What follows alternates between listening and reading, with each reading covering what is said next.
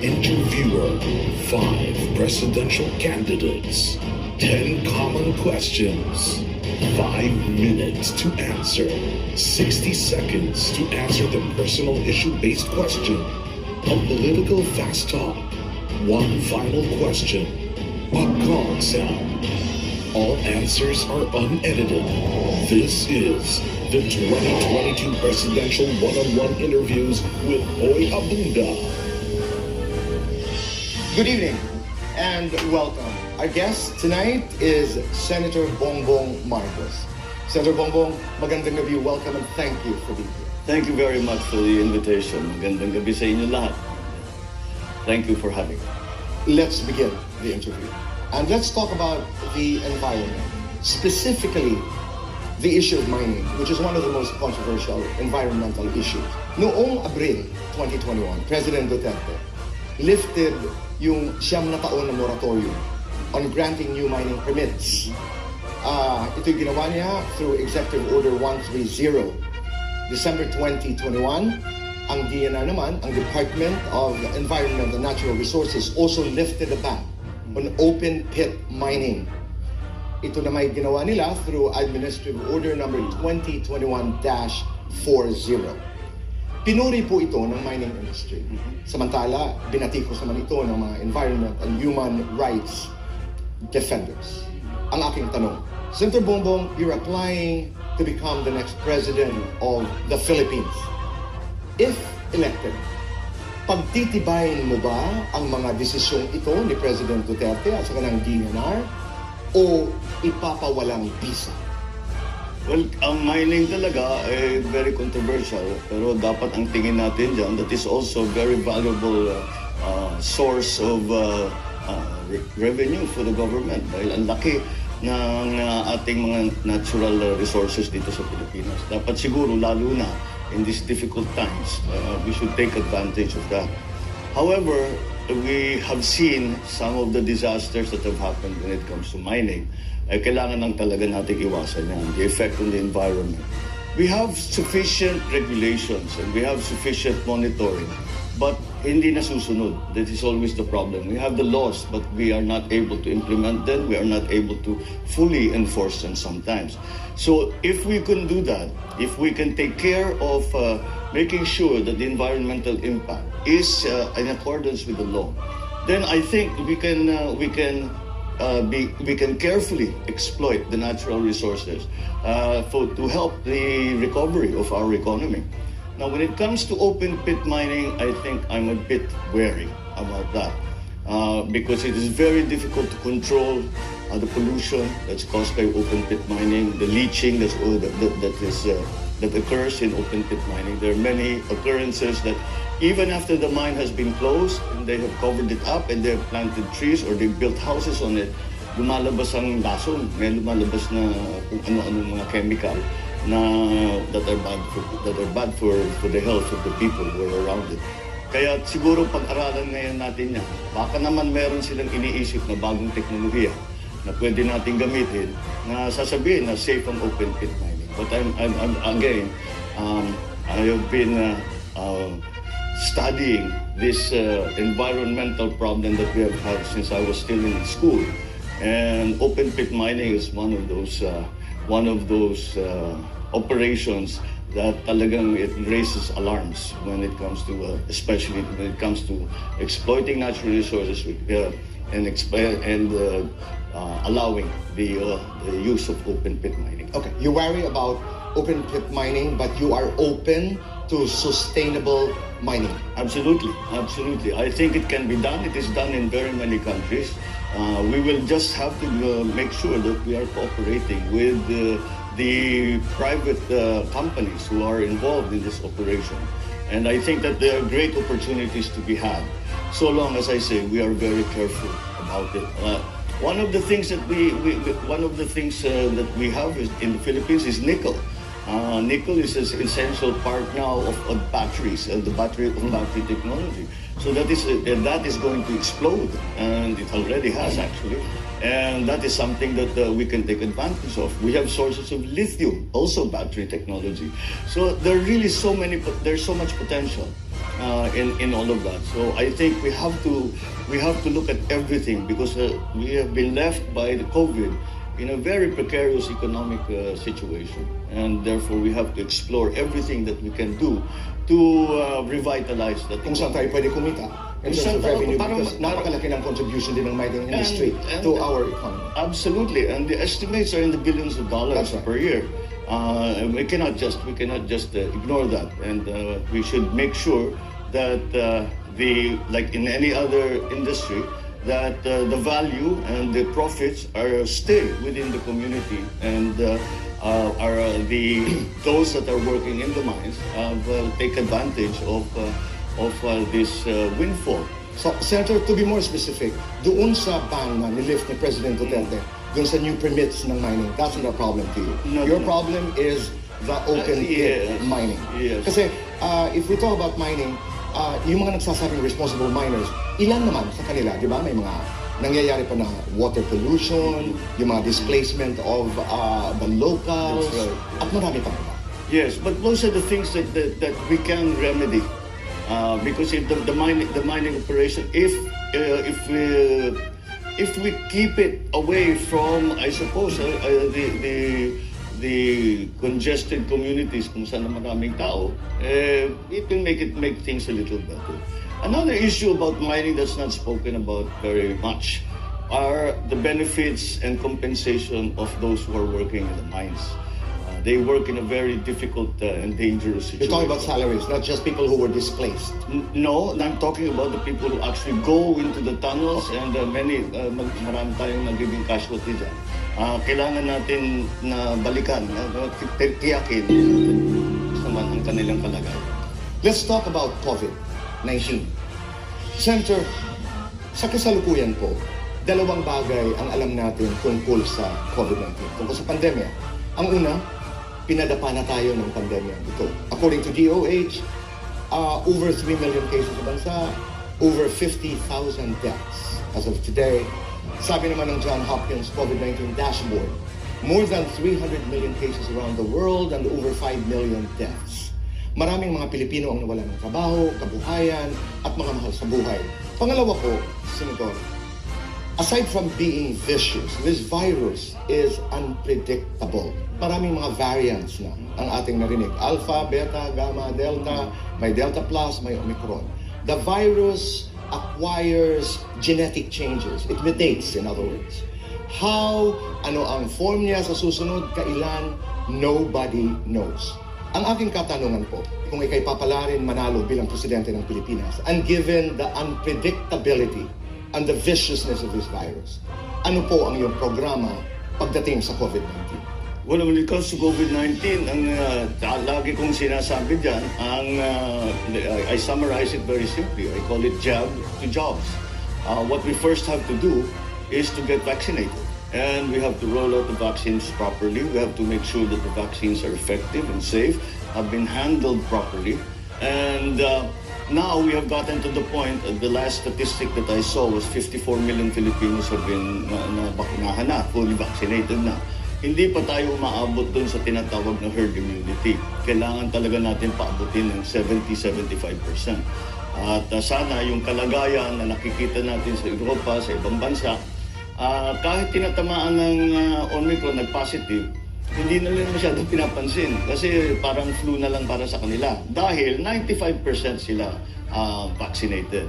So dapat yan ang habol natin. Once we get ourselves in a safer condition, that we manage the pandemic, or we have to now be thinking, even while we're just slowly working our way through the pandemic, ngayon pa lang, dapat iniisip na natin kung paano natin ibabalik ang ekonomiya. Kagaya ng sabi mo, ang daming walang trabaho, ang daming nasira ang plano, lahat. Ang lagay ko, I would even amend that. I would say, hindi marami lahat ng kahit sino. Lahat ng tao sa buong mundo yata naramdaman itong COVID na ito. And so we have to come back to give our people, get them back to work. And how do we do that? We do that, in my view, we do that by revitalizing the MSMEs, the small businesses, that comprise 95% of our businesses and 62% of our employment in businesses. And they have been very hard hit. The government can help them with the lower taxes or tax holidays, amnesties, etc. The private sector can come in with microfinancing and all that. Agriculture also needs to be looked at because it's a creator of jobs. And if Is this what you mean by the jobs to jobs concept? Yes, the idea is just once we are in a safe condition, then we have to get people back to work. Yan lang naman ang habol. Pag tinanong mo ang Pilipino, ano palagay mo sa COVID? Ay, yung COVID, wala akong trabaho, wala akong pera. So yun ang talagang dapat na priority. Ngayon pa lang pinaghahandaan natin. So agriculture, tourism, and we should do this. We should go back to the concept of PPPs, public-private partnerships, and that way we can bring together different segments of government working together so that the economy will come back and hopefully come back even stronger than it was before. Of course, we're hoping na sana wala nang bagong variants na dumating. Sabi ko kanina, this is so unpredictable, we don't know what's going to happen next. Pagdating doon sa vaccination, hindi pa tayo nakakaabot doon sa 70, 75. What is your message to people who refuse to be vaccinated? Well, they must understand that we cannot force people to be vaccinated. Karapatan ng tao yan. Hindi mo pwedeng pilitin na mag-vaccinate. Ngunit, sana naman maunawaan nila na kapag sila ay hindi nagpapabakuna, ay yung lahat na nakapaligid sa kanila, pati na yung kanilang mahal sa buhay, kanilang pamilya, mga kaibigan, yung kanilang kabarangay, lahat yan ay linalagay nila at risk yan. Dahil kung sila ay tamaan, ay ikakalat nila yan. Ang statistic ngayon, ang mga nasa ospital na tinamaan ng Omicron, 85% are not vaccinated. Kaya maliwanag naman ng science na sinasabi, malaking tinutulong ng pag-vaccinate. Kaya sana hiyakatin natin sila, sabihin natin, paliwanag natin. Ngayon, that will also, yung nangyayari ngayon, it will also limit their own options in their everyday lives. Hindi makapunta sa restaurant, hindi makasakay sa public transport, all of these things. So, but rather than punish them, I think we should really convince them that this is important.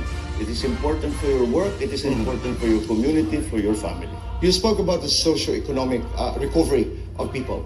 Very briefly lang, yung lockdown. No, your comment? No more lockdowns. Hindi na kaya ng Pilipino mag-lockdown. Hindi na nila kaya.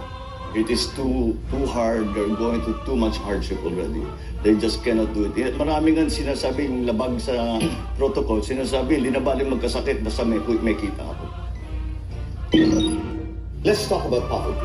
According to Filipino Statistics Authority, PSA, October ng 2001, 3.27 million ang walang trabaho. October 2010, 2.79 million Filipinos had no work. October of 2016, 2 million. October of 2021, 3.5 million ang walang trabaho. Ayon naman sa SWS, Social Weather Station, ang mga kababayan nating nagugutom in percentages taking into consideration the fluctuation of the population, ang third quarter of 2001, 9.3% ang nagugutom or people who identify themselves as hungry. Third quarter of 2010, 15.9%. Third quarter of 2016, 10.6%. September 2021, 10% or around 2.5 million Filipinos ang nagugutom. Ang aking katanungan, Senador, sa kasalukuyan, sabi ng PSA, merong 3.5 million Pilipino na walang trabaho, 2.5 million Pilipino naman ang nagugutom pag ikay nahalal ng presidente ng Pilipinas. With these urgent problems of joblessness and hunger, ano po ang inyong gagawin? Well, of course, ang mahaharapin ng bagong administrasyon ay talagang we have to create jobs because we cannot just leave the situation as is. We also nag-uwi tayo ng mga OFW. We're up to about 700,000. Those people who have come home, ay wala na silang trabaho dahil nawala yung trabaho nila sa abroad. Tapos yung mga gina-graduate natin ng estudyante, Kaya talagang ang pinaka-importante ay maparami natin ang trabaho at para pasiglahin natin ang ekonomiya. And again, as I started to enumerate it earlier, I think the way to do it is to go to the MSMEs and give them the support that they need so that makabangon ulit sila, makatayo na naman ang mga maliliit na negosyo na yan. Ang agrikultura is a big creator of jobs. So if the government invests publicly in agriculture, marami yan eh. Kasi hindi naman pinag-usapan yung nagsasaka lamang eh. Nag-uusapan natin ang mga support systems for fisheries, for livestock. So marami kaagad ang may involved dyan. And it also will take care of the problems that we saw during COVID ng lack of food supply. The other area where we have a big advantage is tourism. Madaling ipagmalaki ang Pilipinas because we have a beautiful country. We Filipinos are a beautiful people, and it's very easy to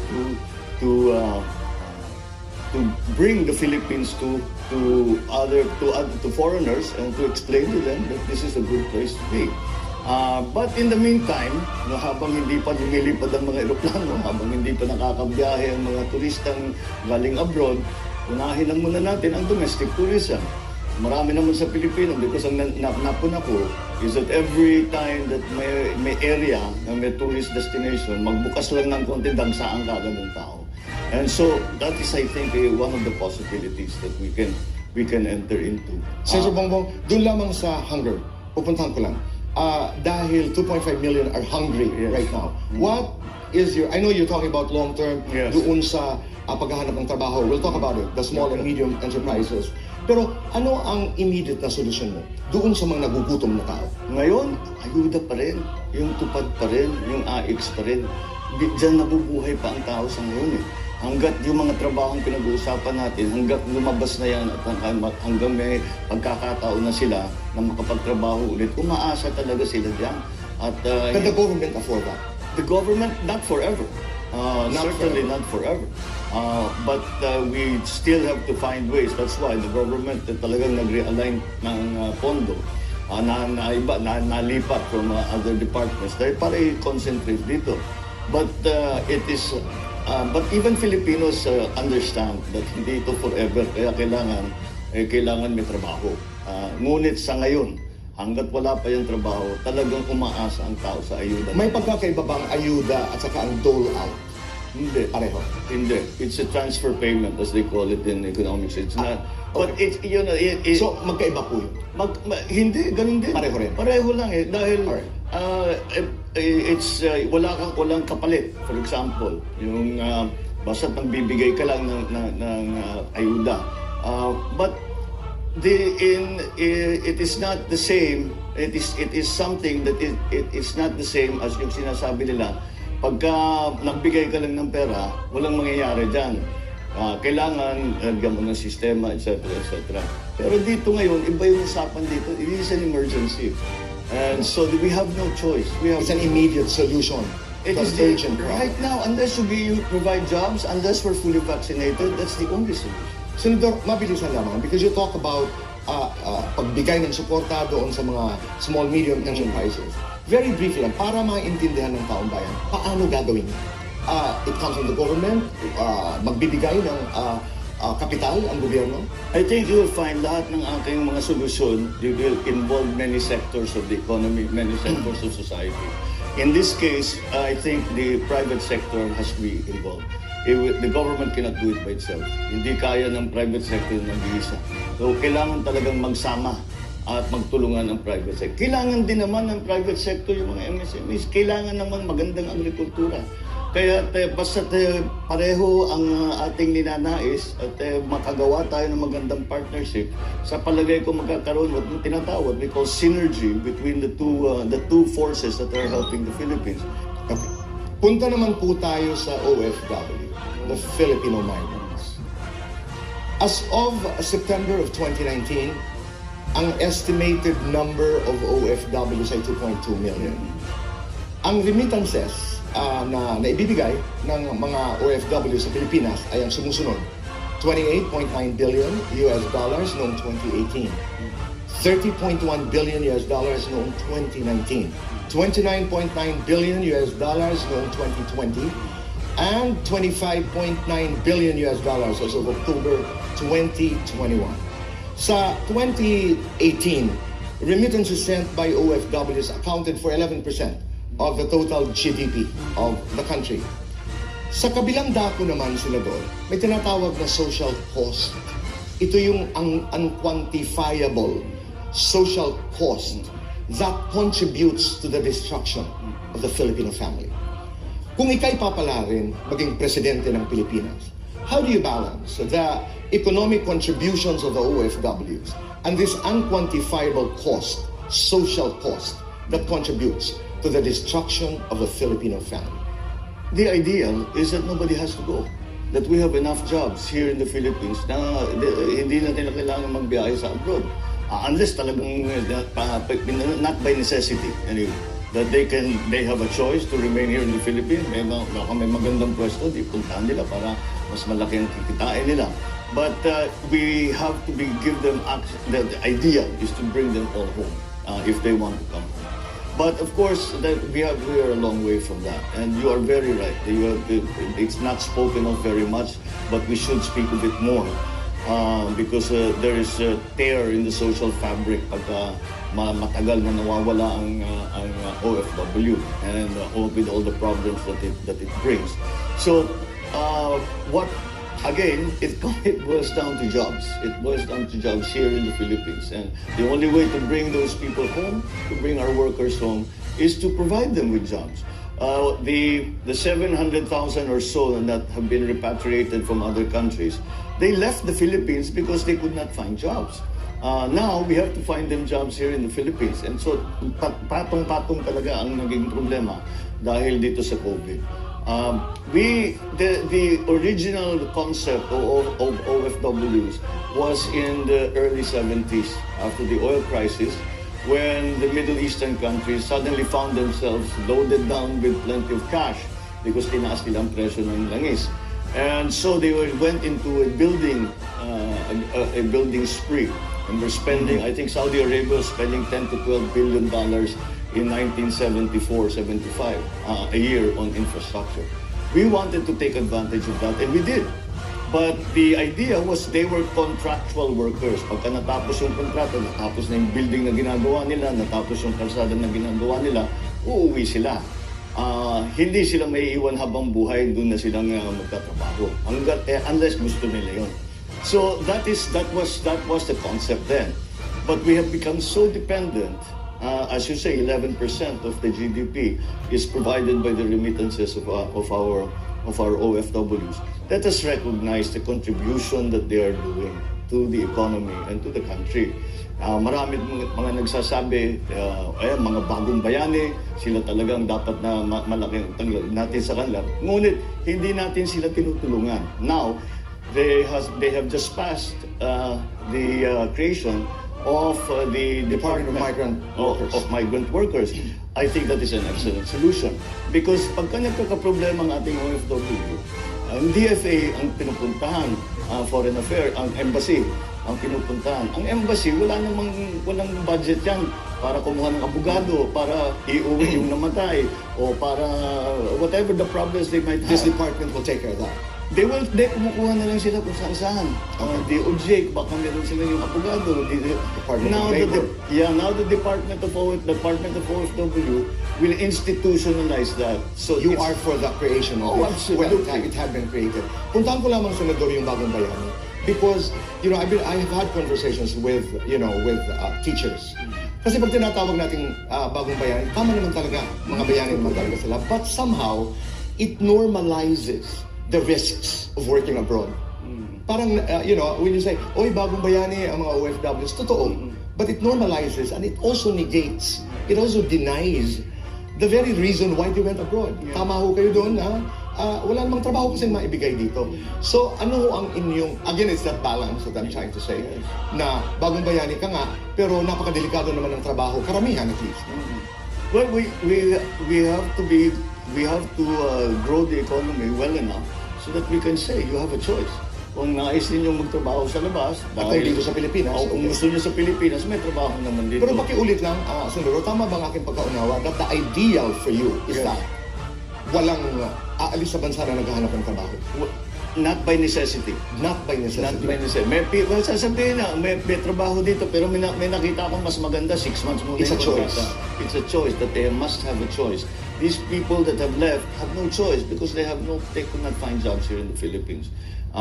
I know it is a difficult ideal to achieve, but we must always work to the ideal. And hopefully one day, we will at least mitigate the problems that we are seeing. Hindi na siguro, because it's the ideal, never natin aabutin yan, but we can mitigate all of that. And in the meantime, also mitigate the social problems that you referred to earlier. That's right. The social cost na Yes. pinag-uusapan dahil maraming mga pamilya ang naapektuhan. Bibiyak talaga ang pamilya. That's right. Okay. Senator Bongbong, let's talk about social media. All right. Noong 2021, ang year in review, yun ang tawag nila, report ng Pornhub, isang online adult video streaming website. Sabi dito, ang mga Pinoy daw spend 11 minutes and 30 seconds watching porn, making the Philippines top 1, beating Japan and France. At saka ngayon, some of the known media sites, apps, Twitter, Snapchat, Facebook groups ay ginagawa ng alternative porn sites.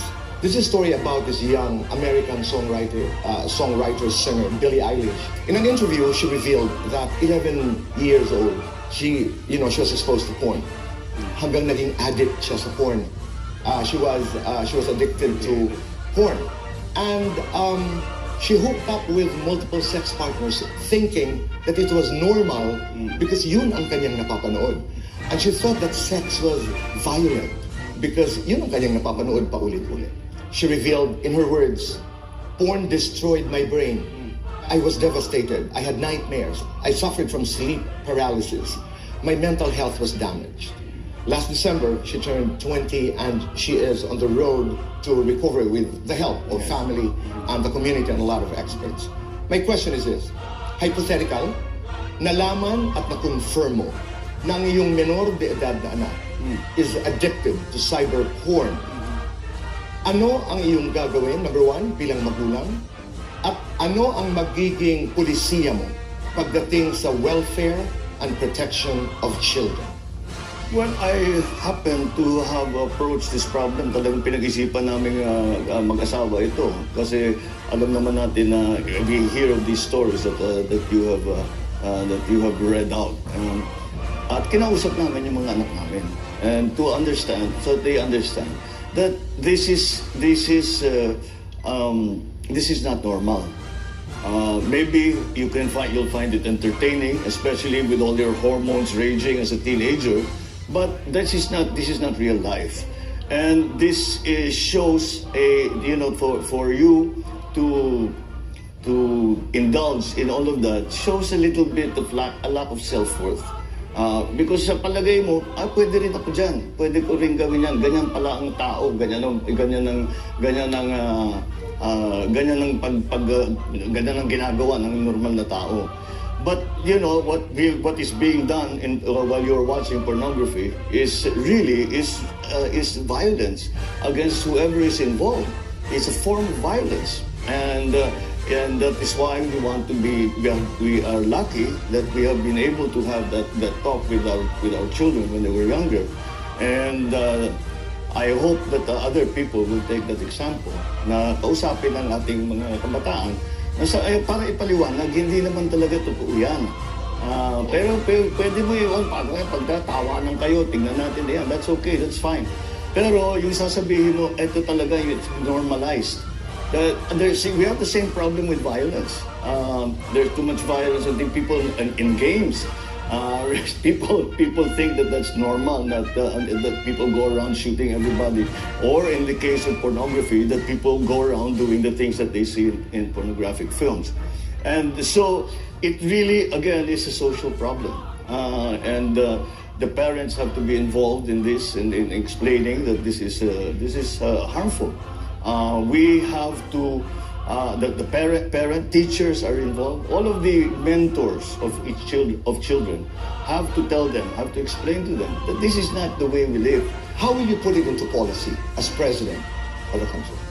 Oh, that is very, very difficult because that is something that really comes not from government. Government has very little control over what is put over the internet. But this is the internet and social media. Yes, that's right? the problem. That's the problem. You cannot stop the internet, and you cannot turn it off. Perhaps if you were China, but then because they've closed off all kinds of portals. But it's not something that the government can legislate. I don't believe that the government can legislate. It's a social problem that needs to be dealt with at the social level, at the familial level, at the teacher level, and also we expose them to what we think are normal and what we think that they should emulate, and say, this is what, ito yung gagayahin ninyo. Ito yung mga magagaling, ito yung masisipag, ito yung mababait. Huwag yung mga kalukuhan na... How much can government do? Only so much, but you can make sure that, for example, that sex education classes are done properly in school, that it's taught in a way that young kids can understand. The other problem about pornography that is, for me, might be even a little more worrying, is the source of child pornography. We are always cited as one of the largest sources of child pornography. This for me is the most reprehensible crime that is possible to commit. It's maybe... What will you do with, dahil ito'y laganap ito, Senador, ginagamit ang mga bata para pagkakitaan ng pera? Sinasaktan mo yung bata eh. It's the same thing as hitting a child. It's the same thing as... Or even worse. Possibly even worse because yung bali ng buto, gumagaling yan. Pero pagka yung sinabak mo yung maliit na bata as ginamit mo for child pornography, ay hindi na mawawala sa pag-iisip nila yan. So this is a terrible problem. What would you do as president? Habulin natin silang lahat. I'm sure that we have enough IT people, we have enough technical people who can find where all of this is coming from. There is also another root problem. Walang pinagkikitaan yung magulang. At kadalasan ang magulang ay involved sa ganitong klaseng negosyo. Yun ang pinakamalupit sa lahat. Nakikita natin yung mga nahuhuli, nandyan yung nanay. At alam nila yung nangyayari. Kaya siguro, how did they, we also, as if we're public servants, if we're leader, tanong din natin, how did they get to that state na ibebenta nila yung anak nila para sa ganyang klaseng gawain? Let's go to abortion. Pero rape-related abortion. Sabi ng pinsan, ito yung Philippine Safe Abortion Advocacy Network at Gender Rights Incorporated. Isang Filipino woman at girl raped every 75 minutes. About 1 in every 8 Filipino women who resorts to abortion is a rape survivor. 70 women induce abortion every hour. Complications from unsafe abortion is one of the 5 leading causes of maternal death and a leading cause of hospitalization in the Philippines. 2012 alone, 610,000 Filipino women induced abortion. Over 100,000 women were hospitalized and 1,000 women died due to unsafe abortion complications. Since there is no access to safe abortion in the country, at least 3 women die every day from unsafe abortion complications. Ito po ang aking katanungan. Bilang presidente, at kung ika'y papalarin maging presidente ng Pilipinas, do you think, Senator Bongo, is it time to enact a law on abortion that would allow pregnant rape victims the choice of legal and safe abortion? Yes, I think for very severe cases, like you say, the majority of cases are rape victims, and I think that if it can be shown that they were raped and it was not consensual sex and that got them pregnant, then they should have the choice to abort or not. The other is incest, perhaps. If the mother, who is usually quite young, is not capable of has mental deficiencies, or is just not capable, emotionally or mentally capable to take care of a child, to have a child. Maybe those are the cases where we can say that abortion might be justified. But still, for me, the bottom line is, when it comes to the subject of abortion, it is a woman's it is a woman's decision because it is her body. Meron din mga unusual cases ng nare-rape, pero they keep the child and they raise them as their own. Again, they must be given that choice. And the women, I think, all the women in my life, always when we talk about this subject, when we talk about the boy, say it's my body. I should decide, and I subscribe to that notion, and I think that's correct. But so that we do not go and get stuck in the moral issues of playing God, etc. When life begins, all of those debates that have been happening around the world coming to abortion. To avoid all of that, we can make it very distinct and say rape victims, victims of incest. If the mother's life, health is in danger, if they take the pregnancy to full term, maybe that will be another possibility. But beyond that, I don't think we need to do more than that when it comes. Senator Bongbong, this is totally against the position of the Catholic Church. Tayo'y 80% or more Catholics in this country, at ang sinasabi ng ating relihiyon ay walang conditions, abortion is not allowed. It is killing an innocent human being inside the womb of a mother. What do you say to that argument? Well, I cannot argue theology. All I argue is what the statistics that you have given me. 60,000 people, 60,000 are hospitalized. Is that the figure? Yeah. Because of botched abortions. How many women die? That's more what I'm. And that's a more important consideration to you than, religion. If you're a public administrator, that should be the concern.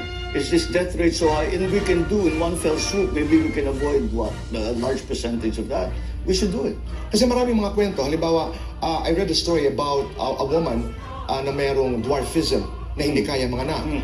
Meron naman isang doktor na pinaaral yung kanyang nagpaaral sa kanya. She was raped.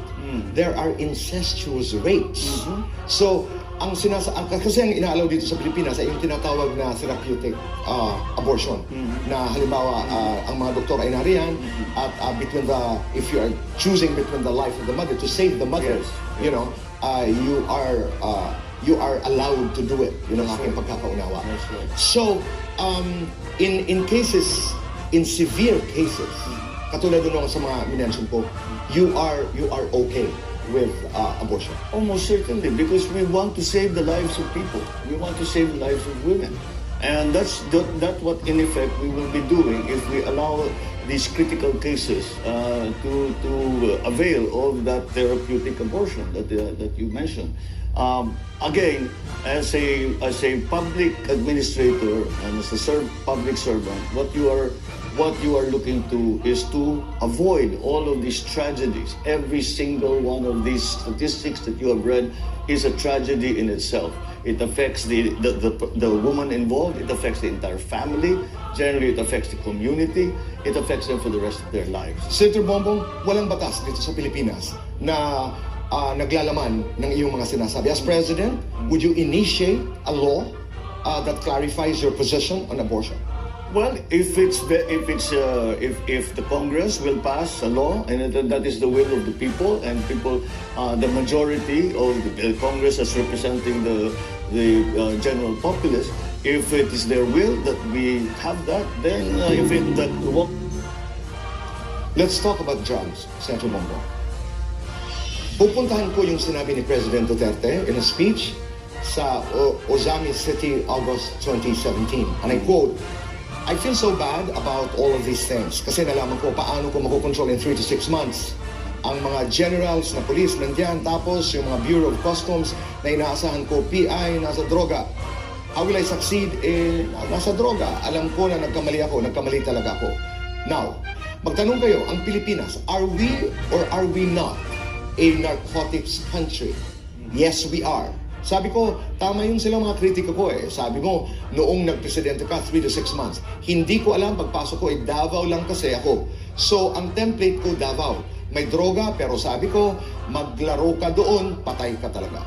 Give me another 6 months, that self-imposed time to 3 to 6 months, well, I did not realize how severe and how serious the problem of drug menace in this republic until I became president. My question, you are applying to be president of the country.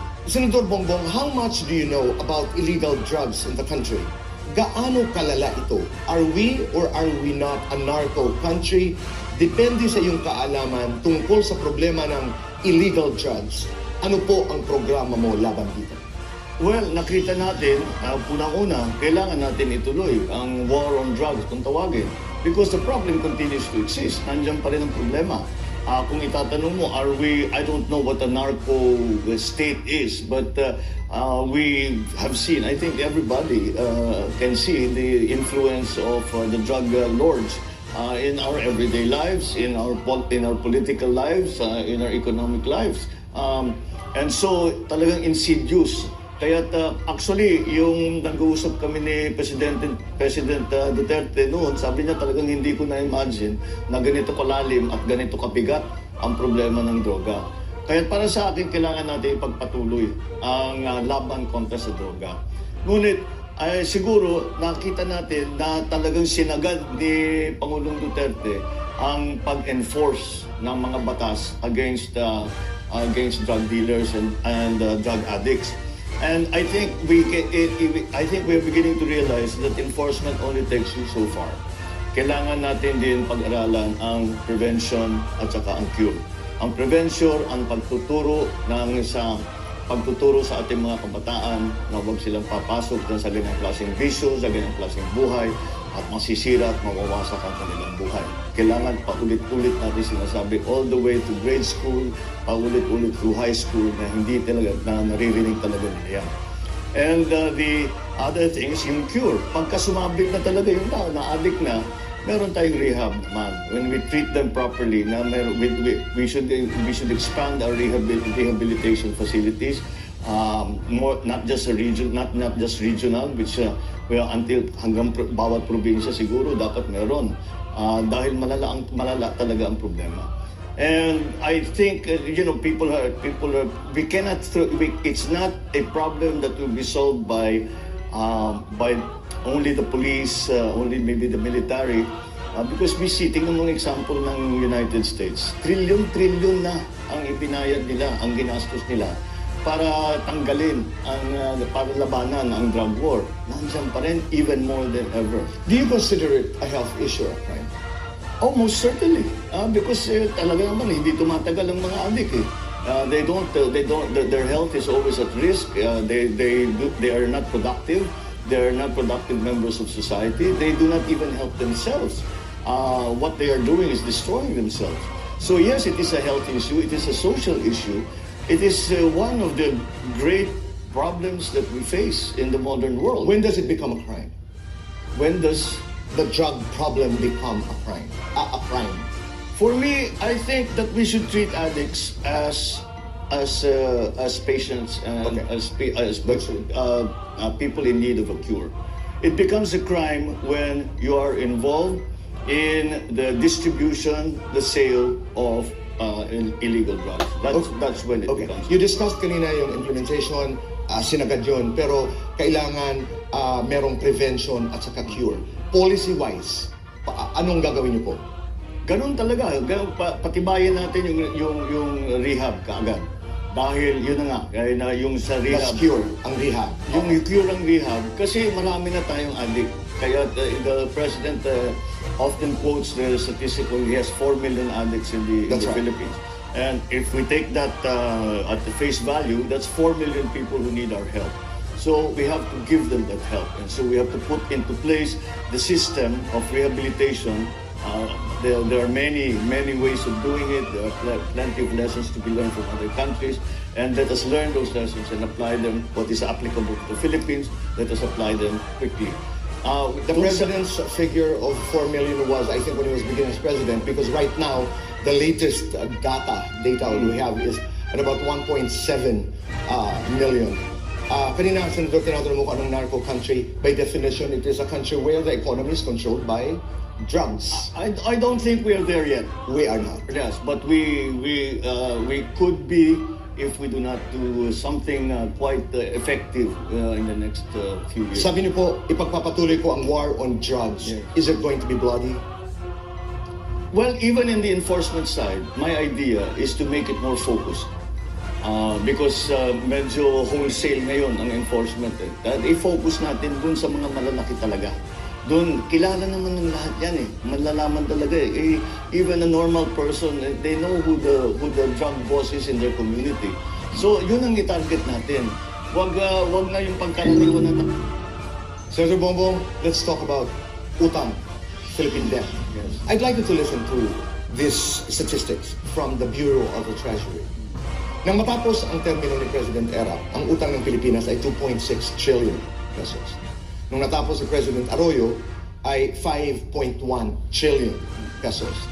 Umabot sa 6.5 trillion pesos noong matapos ang termino ni President Aquino.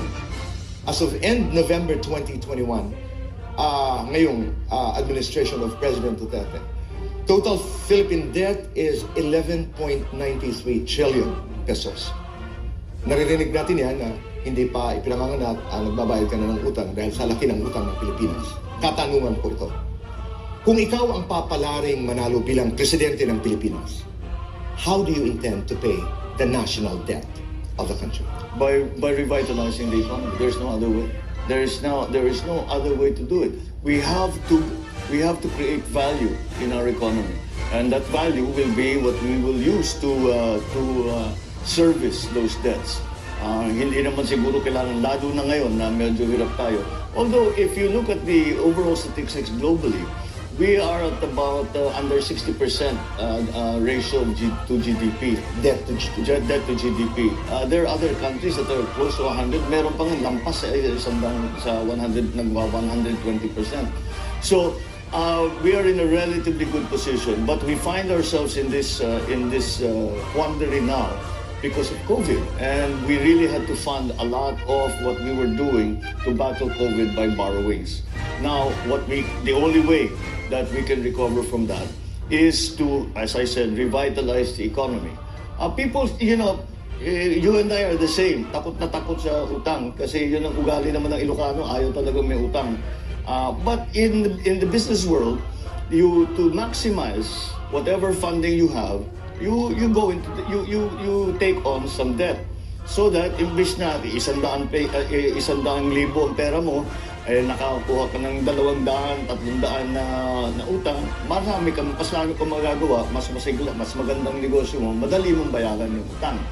The secret, I think, the important thing that we must be absolutely sure of is that pag kailangan talaga ng utang, nahirap mangutang, ayaw natin gawin yan, ngunit paminsan-minsan kailangan talaga natin gawin yan, tiyakin naman natin na napupunta sa tama, napupunta sa magandang programa, hindi napupunta sa bulsa ng kung sino lang, hindi naman nawawaldas, nasasayang lang dahil sa walang kwentang paggamit.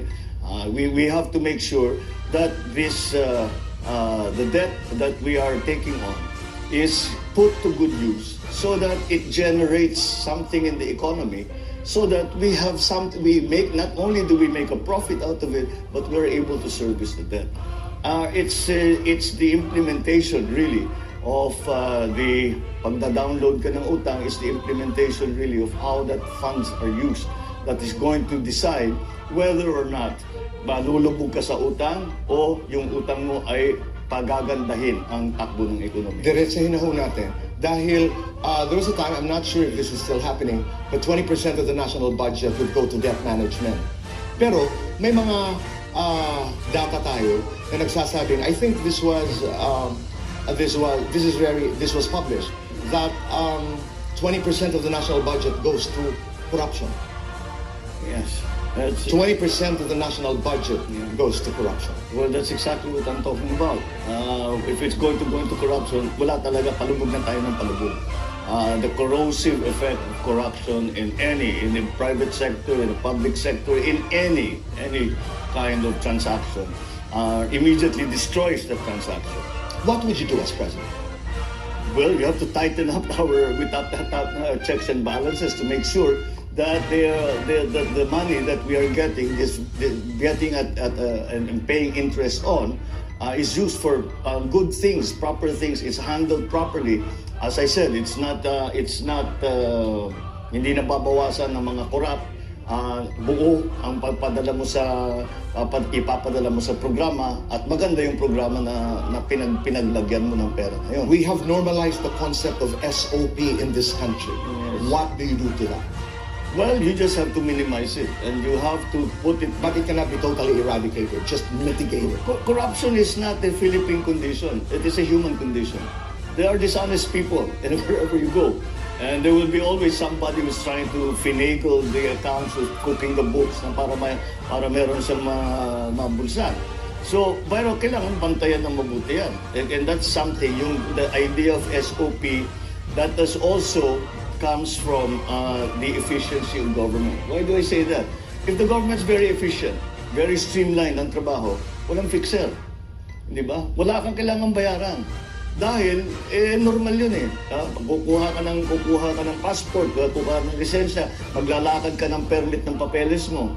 May pinalapit na fixer, anong kailangan mo? Magbabayad ka na naman. Bawat dokumento na pipirman, babayad ka na naman. Yan yung, that's the corruption on the small scale. But, of course, the checks and balances also have to work on the large scale. And when we are talking about government funds, when we are talking about... Senator Bongbong, let's go to the West Philippine Sea. Usapan natin ito. Pag pinag-uusapan ng West Philippine Sea, Scarborough Shoal, or Baho de Masinloc, Panatan, ika nga, and the Kalayaan Island Group na northeastern part ng Spratly Islands. Yan ang inaangkin, hindi inaangkin, yan ang atin. There's a West Philippine Sea na patuloy na inaangkin ng China. Sa Subi, Zamora Reef at Mischief Panganiban Reef ang tawag natin. At iba pa, nagtayo na ang China dito ng mga underground storage, missile shelters, radar arrays, and other facilities. Noong July 12, 2016, naglabas ng desisyon ang Permanent Court of Arbitration, PCA, pabor sa Pilipinas sa issue sa West Philippine Sea. Atin ang West Philippine Sea, sabi ng court. Pero patuloy pa rin na inaangkin ito ng China. Tuloy din tayo sa pagfa-file ng mga diplomatic protests. As of December 2021, we have filed 241 protests, diplomatic protests, at nakatanggap naman tayo ng 152 na sagot. Tanong, bilang presidente ng Pilipinas, you are also the chief architect of foreign policy. My question is, you are applying to be president of this country. If all diplomatic efforts fail, do you think the Philippines is strong enough and prepared to fight a defensive war against China to protect our territorial sovereignty? Well, first of all, I will go back to the premise. We must not allow diplomacy to fail. It is the only option that we have. The only way, there are three ways where territory can be gained or lost. And one is to arbitration with the agreement of both parties. Kasi arbitration nga, there's an arbiter between two different parties. Ang problema dyan sa China ay sinabi na nila, hindi kami signatory dyan, hindi kami makikinig kung ano man ang magiging findings ng court. So, nandun na tayo. So that arbitration is no longer an arbitration if there's only one party. So it's no longer available to us. The second way that territory is lost or gained is through war. Now, that I believe is a option that we must dismiss outright because it is a completely ludicrous assertion that going to war with China is going to be advantageous to the Philippines or even to China, for that matter. Nobody wants to go to war. China does not want to go to war. The Philippines must not go to war. The third way is by bilateral agreement. And that's what we are left with. Bilateral agreement with China. We must continue to engage China. So, if you talk about pure military capability, I think we all know that to compare the military capability of the Philippines, even if we are building up and we are modernizing our AFP, Malayo talaga tayo sa China when it comes to men and material and capability to fight a shooting war. So, wag na nating pag-usapan yun dahil hindi talaga option yun. We must continue to engage the Chinese. And the diplomatic, pag nagpapadala tayo ng diplomatic protest, hindi sapat yun. We have to still continue to try and engage them in all many ways. I always use the example of the United States and China. Maalala ninyo, naging malapit ang nagkaroon ng diplomatic relations ang China at saka ang United States. Nagsimula ang usapan sa ping-pong. Sino naman may akala doon manggagaling yung solusyon? Kaya't subukan natin lahat ng paraan. Yung mga negosyanteng Chinese na may pamilya pa sa China, sabihin naman nila, baka tulungan nyo naman kami dito para makamaayos natin ito. Yung unahin natin, yung maliit lang na bagay, yung mga fisherman na hindi pinapapasok, yung mga mangingisda natin na siguro 100 taon na nangingisda doon, ngayon hindi na sila pwedeng pumasok. Unahin na muna natin yun. Yung kayang-kaya naman siguro na natin kausapin ng China, pabayaan nyo sila. Senator Bong, tuloy-tuloy ang ating diplomasya. I mean, diplomatic, because you said diplomacy must not fail. Pero paano ka makikipag-negotiate sa bayang China na nakikipag-usap ka, halimbawa, pero hindi ka naman siniseryoso? I'll go to the point of the US and China, the ping-pong diplomacy. That's fine. But you know, China and the United States of America are on equal footing. They're both superpowers. This is the Philippines and China. Maliit na bayan. Hindi tayo siniseryoso. Nakikipag-usap tayo, pero patuloy naman ang kanilang pag-build ng mga structures sa West Philippine Sea. So how do you continue diplomacy? I think that we must engage. There is no other way. Anong ibang mga solusyon? Sasabihin natin, yung United States, pumasok uli kayo dito sa Pilipinas, kayo mag-defend sa atin. Hindi na pwede yun. Hindi na, kasi kung minsan... Pero malaki ang interest nila sa South China Sea. Malaki talaga ang interest nila sa South China Sea. It's about over $5 trillion that pass through. But we have to get past the old thinking ng Cold War na meron tinatawag na spheres of influence. Yeah. Bawat bansa namimili sa US kami, sa Soviet Union kami. Hindi na ganun ngayon. Ang iisipin lang natin, ano yung mabuti para sa Pilipinas? We continue to engage. Of course, we have a very strong traditional, institutional relationship, special relationship with the United States. Did you say you would invite the United States to get involved and help us? No. That is the problem is between China and us. So the United States should be out. If the Americans come in, it's bound to fail because you're putting the two protagonists together, and we must understand. Dalawang superpower na nasa gitna tayo, lit-lit natin. Ang biro ko nga, bumahing lang na sa bayan, mawawala na tayo sa mundo. Senator Bongbong, doon lang sa arbitration. Sabi mo nga, paano ko mag-arbitrate? Sinabi naman ng China, hindi ko tinatanggap ang iyong imbitasyon. Yeah. Do you think is there value of the PCA's decision saying that the West Philippine Sea belongs to them? There is value because they confirm. Let's talk about our 10th question. Let's talk about the presidential qualifications. Yes. You are applying to be the President of the Republic of the Philippines. It's a very complex, gargantuan job. Inilista ko lamang ang ilan sa mga trabaho ng Presidente.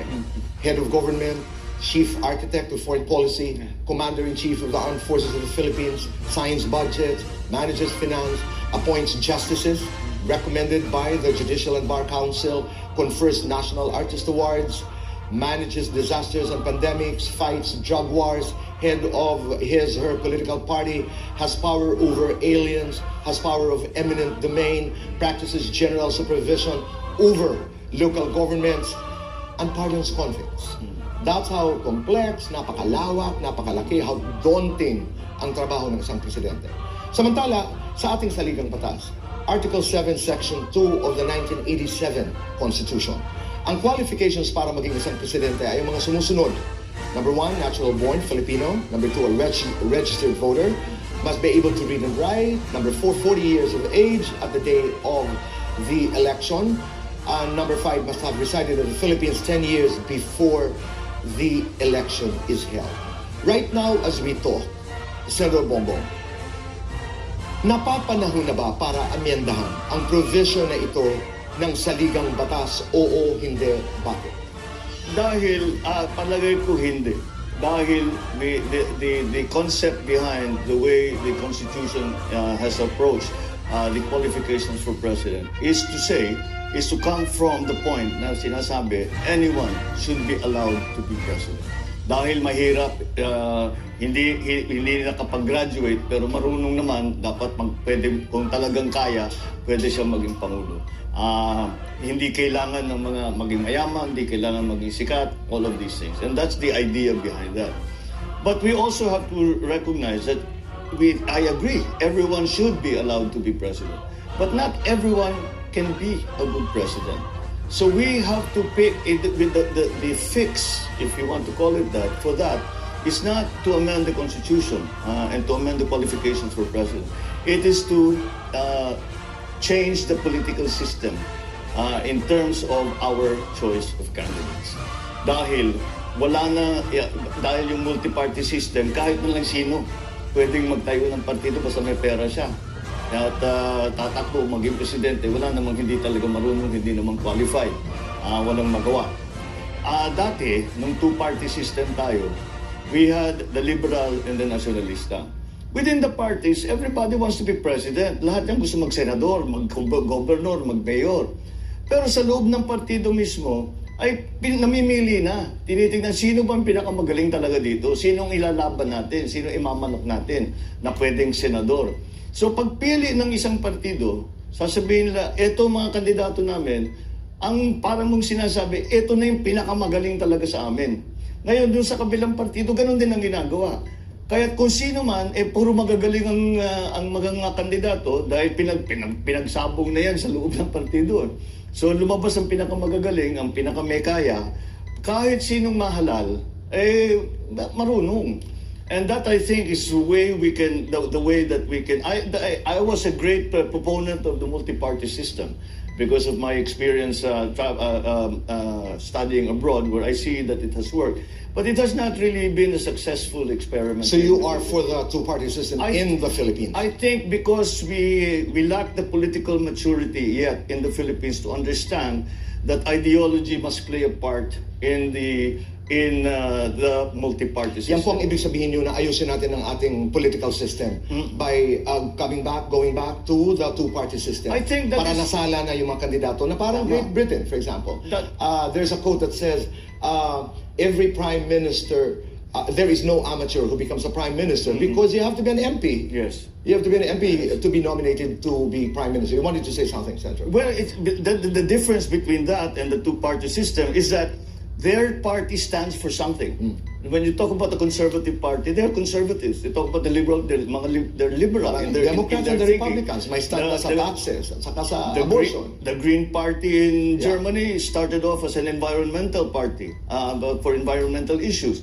All of these things that we haven't yet learned to adopt. And that's why I think we should start thinking about going back to the old simpler system, that we can always guarantee that whoever is elected, I'm not talking only about the president, but whoever is elected in any position, all the way down to mayors and to councilors down at the lowest level, ay lahat yan may pinagdaanan na, may kakayahan. And you can effect changes without having to amend the Constitution. Am I right? I'm not very familiar with this. No, no, I mean, but you can have rules, no? I mean, can you add? I mean, I don't know how to do it. But like Myanmar, for example, peculiarities ito eh. Hindi ka na pwede magpresidente pang yung asawa ay foreigner because of the Aung San Suu Kyi. That's right. And then Turkey, I think, is higher education is required. Indonesia, ay high school graduate. France requires a bank account. A bank account. Yeah.